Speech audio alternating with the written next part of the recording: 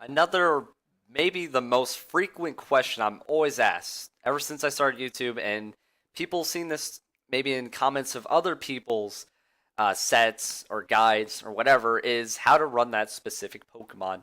What move to give it, what build, like, what item to give it. There's so many different factors we can just throw into just one Pokemon. You can talk about, like, how to run a Mega Kangaskhan, just you can talk about for days, or not even Mega Kingston, maybe even a Beedrill because it has such a good move pool, or a Cresselia, it's got a great move pool. We talk about a Zapdos for like hours on end. It's just the Pokemon's moves.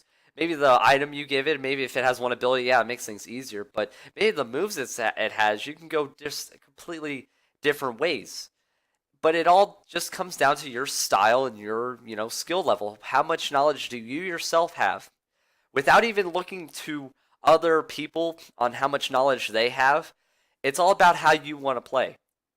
I might be very vague with this and very broad, but I don't want to always I don't want to bring in my opinion to prove it as fact. I just want to bring in some things for you to consider. So, one thing people might say, okay, how would you run your mega camera? It's like, well, me personally, I like going with just an all-out, just attacker. Just give it, maybe a protect. Make sure it gets that lava plume, or not, in the earth power, and then another coverage move. That's it. And most people are like, oh, but you can run this, this, and this. You have this if you want to do this, and that's too much for me to look into. And I'd be like, well, I like to play aggressive. I like to do that. Or, oh, I have this Tyranitar. Oh, so you're gonna make a Sandstorm team? Well, I just want to pair up Tyranitar, I guess, by myself, and just make it specially defensive a lot, like how I always use it.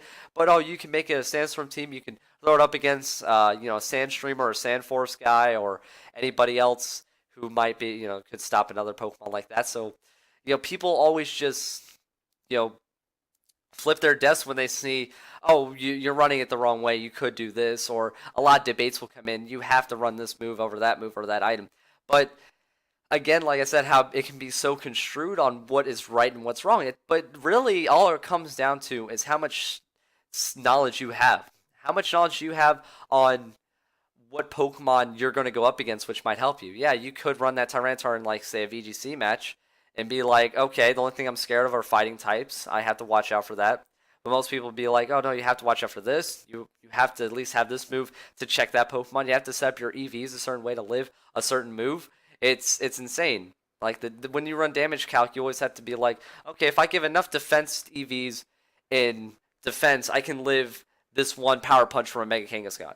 Or if I have enough HP, I can live through, I guess, a Scald from, or a Hydro Pump from this Rotom Wash. People always go through that. That is a lot on, I guess, knowledge on skill, because then you're going to be, okay, I made my Tyranitar, and it's your style too, because I made my Tyranitar the way I wanted to, with the perfect EVs to be, ready for this Pokemon. If I'm not ready for another Pokemon, well, tough shit. Sucks for me that I wasn't supposed to win, or I wasn't ready or anything like that. But it all has to be what you're most comfortable with. When people ask me, they're like, well, I want to run this, but I'm thinking about this. What do you think's wrong with my team? And I always just say, well, how do you like playing? What do you want to... I can't tell you how to play. I can't... If you like playing, like, I guess, Trick Room, you like playing safe sometimes. And me being, like, I guess I would consider myself an aggressive player. I don't really go for the long stall strategies or anything like, I'll waste a turn for Helping Hand. I won't do that, or I won't do Trick Room. I just play around it. If you like playing that way, how can I help you? I can't tell you what you want to. I can't tell you to change up your style. That you might not be comfortable with it, but it always is good to try something new. If you want to try, running Trick Room, that could be a way to expand your knowledge and your skill, because all what skill is knowledge in Pokemon. There is luck. That is, it's like you have skill, which is about 25%. You have luck, which is about like 50%, because RNG sucks, and then you have just, I guess, team building. That's a big part of it. That could go with the alongside skill, but I guess it's just skill and luck. That's all it is. And skill can have a lot of different elements to it, but the main one is just knowledge about what is going to be on the other opponent's team, like what they. Well, you can see their opponent's team, obviously, but what they have, what moves they have, what possible items and abilities they have. And if you can really pick out those parts, like, oh, I see that guy's Got that Bisharp. Okay, it's definitely got Defiant. I have two Intimidate users. I guess I shouldn't bring because he's gonna bring that. So now I know he's gonna bring a Bisharp. I could bring my Bisharp counter, which would probably be the Hydreigon with the good flamethrower for it. So there you go. You already just picked out like, okay, I know what he's gonna do. I had a lot of knowledge on what it is. If you saw Bisharp, it's like, okay, Steel type. I'll just bring a Fire type, and I can also bring in this Scrafty because it's got Intimidate. I can also bring in Salamence. It's got Intimidate. It's gonna hurt his attack.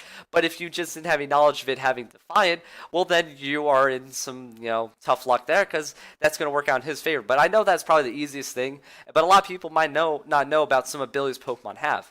I recently found out like other Pokemon having Levitate or Sturdy, and I just never even considered it because you just wouldn't think about it. Or any Pokemon getting those new hidden abilities that make that Pokemon even crazier. And before when I played X and Y, when I think it was Pixelate on like Gardevoir or Sylveon, I think I was like, oh, what's Pixelate? Because I didn't really care about fairies that much when X and Y came out. And then when I could figure out, oh, it turns the normal type into Fairy Stab, I was like, oh my gosh. But you never really think about that, especially when you're introduced to a new like type and a new Pokemon. So you always have to expand your knowledge. You always have to look. If you want to go even further on the Pokemon stats, it's like, well, then I see that Tyranitar. It probably has enough defense to take my Power Punch from Mega Kangaskhan, but he might not see the Drain Punch coming. What if he's not ready for a really higher attack, or my Focus Blast from my Hydreigon, or my Focus Blast from my Charizard? Why he probably might not see that, or my Solar Beam. Like, you could always just pick out maybe what EV's at, but that's just deep into VGC competitive. That is, then you're ready for everything. So, I guess just to end it, I mean, I don't know what other ways I could. This could be very vague. Could be kind of clouded some other things, but I never want to always make people kind of just do something they don't want to do. You obviously, to first better yourself and better your skill in Pokemon is, yeah, you do have to, you could talk to a lot of people. That's why Rate My Team on many forums are out there, because there might be some things you might not think about. It's like, oh, I have this Pokemon to deal with this Pokemon, but what about that Pokemon that could totally deal with your Pokemon? And then in this tier, there are an insane amount of fire types that stop your grass type, but even though your grass type's going to stop those water types, it is crazy how there's a lot of Pokemon you might not even consider, but people might bring. But in the competitive scene, like in OU and Showdown, and I guess in VGC, you know those like top, like I guess 50 Pokemon you're always going to see, so you have to be ready for those. But someone could bring out that pocket trick Pokemon you never even considered. So then if you had a lot more knowledge and skill to know what they're going to bring, there you go. You're completely ready, and then you're probably the most skillful out of that person and all your friends. But it doesn't matter, if you're the best out of your friends, because there's obviously going to be someone better than you. There's going to be someone better than that person. It's just a full circle. So, just if you ever want to get better at battling, first you get a lot of outside information, yes, but you first have, before all that, you have to look into yourself, think about it, and just wonder, okay, what do I want to run? Deep down in my heart, what have I always liked playing that I've always wanted to try out, or what has always worked for me the most? If you've liked running that rain team with the Swift Swim, with the, I guess a Kingdra, Ludicolo, or Politoed, yeah, run that. Figure out what stops you and work around that. So that's a good place to start.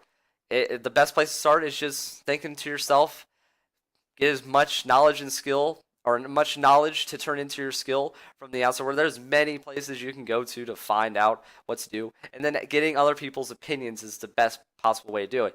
But don't listen to everything you hear that might be, oh, you have to run this, you have to run, you must do this, you must do that. You always have to drop your own opinions. The best advice is, drop your own opinions and just wonder, okay, will this work?